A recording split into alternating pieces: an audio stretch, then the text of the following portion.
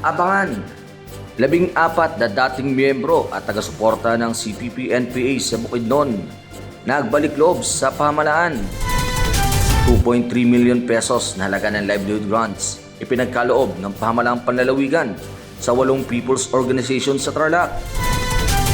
Bagong Pag-asa Farmers Association sa Nueva Ecija tumanggap ng livelihood kits para sa kanilang dagdag pangkabuhayan.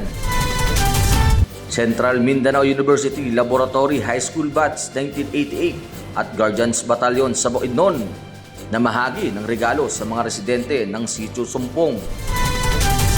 88th Lingayen Girls Landing Anniversary at 18th Pangasinan Veterans Day, ginunita. Cougar Battalion sa Zambales nagtalaga ng bagong Alpha Company Commander. Silipin ang adventure ng trek sa Taklang Damulag ng panibagong batch ng newly reported second lieutenants at private sa Port Magsaysay. Ngayong pagpasok ng bagong taon, muling paalala ng Department of Health ang Via Health E-Trip para sa mga motorista.